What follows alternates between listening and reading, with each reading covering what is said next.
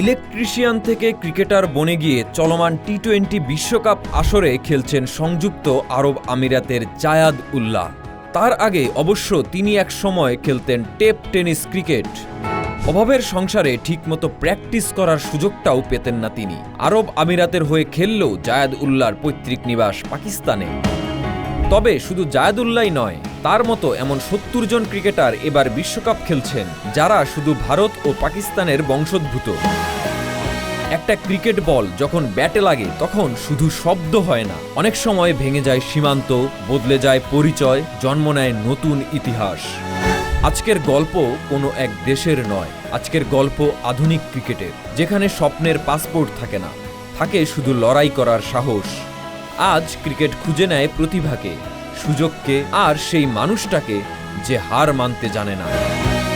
এই বাস্তবতার সবচেয়ে বড় মঞ্চ 2026-এর টি-20 বিশ্বকাপ, যেখানে দেখা যাচ্ছে প্রায় 40 জন ভারতীয় বংশোদ্ভূত ক্রিকেটার আর উল্লেখযোগ্য সংখ্যক পাকিস্তানি বংশোদ্ভূত খেলোয়াড়, যারা খেলছেন ভিন্ন ভিন্ন দেশের হয়ে।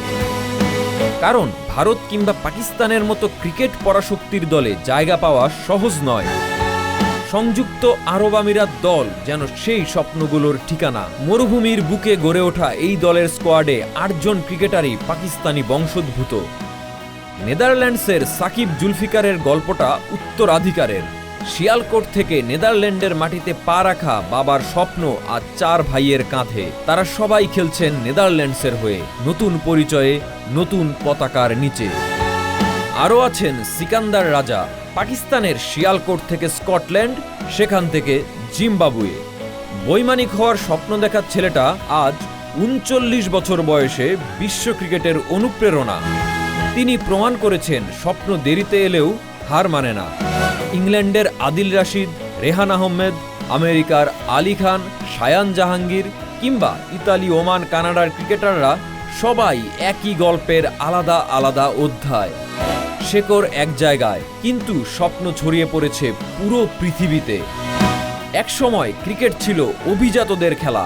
2026 বিশ্বকাপ দেখিয়ে দেবে ক্রিকেট এখন মানুষের, যেখানে প্রতিভা থাকলে সীমানা বাধা নয়, যেখানে পরিচয়ের চেয়েও বড় হয়ে ওঠে সাহস, আর সেখানে একটি বলই যথেষ্ট পুরো পৃথিবীকে এক সুতোয় বাঁধতে।